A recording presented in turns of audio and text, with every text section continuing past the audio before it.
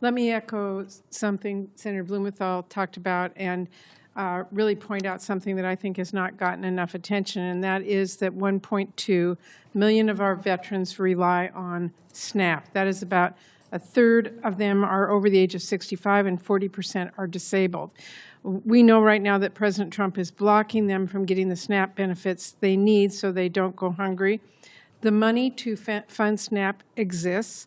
Trump has chosen not to use that funding, and his administration said they were going to do partial benefits, they'd be late, and then he posted yesterday on Truth Social he's going to block it altogether. So now we are, of course, hearing reports of veterans flocking to food banks. They're not sure where their next meal is going to come from.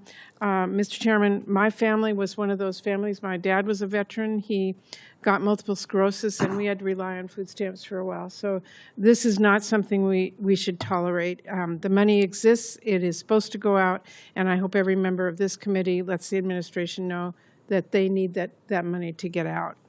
Mr. Lyon, let me just ask you about that. What are you hearing from your members who do rely on SNAP, and tell me why it's so important to student veterans in particular? Senator Murray, thank you so much for the question and your ongoing support for our community. At Student Veterans of America, we leverage a lot of research. Basic needs has been something that we've been looking into for the better part of the last 5 years. Food and housing insecurity are remaining challenges for veterans in higher education.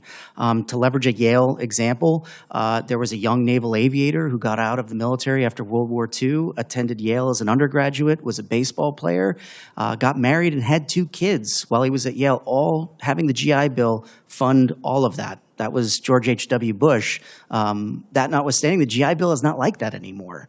The GI Bill is designed for a single person that heads back to school. And when you look at the modern student veteran, over half are married or in a committed relationship with children when they head back to school. Another 20% of us are single parents while we're back in school. And over 75% of us are working full-time while we are in school, just trying to make ends meet. It is very difficult to transition without a military pension, without health care for life, and that is what the average veteran is doing when they head back to school. So it's no surprise to see benefits like SNAP and other things being relied on while you're back in school and trying to make ends meet. When those benefits go away, veterans are impacted, and more than that, their family members that rely on these benefits are impacted as well. Yeah.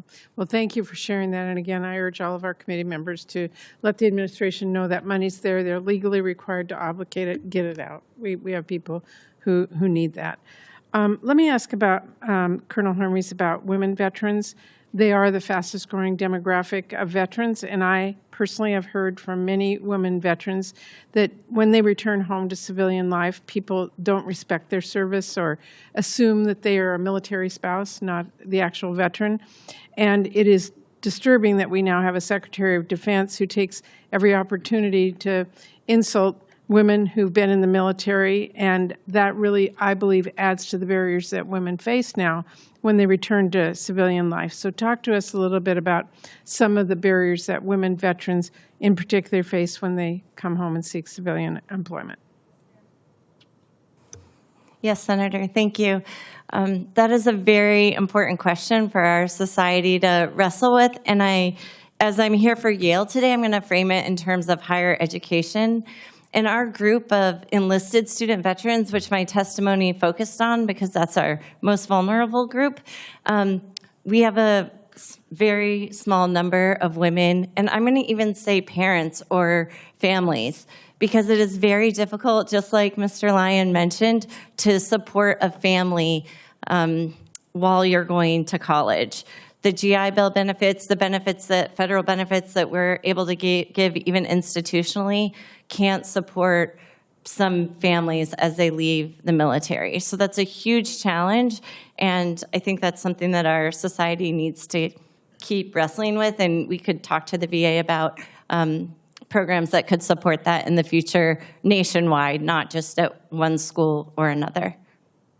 Thank you very much. I have run out of time, but this is something I'm very concerned about. When we hear discussions about DEI and then it impacts women who we need in our military, And not just then, but when they come home and they are a veteran, they actually don't want to identify as a veteran or don't see themselves as a veteran, and they then don't get the services and benefits that they've earned.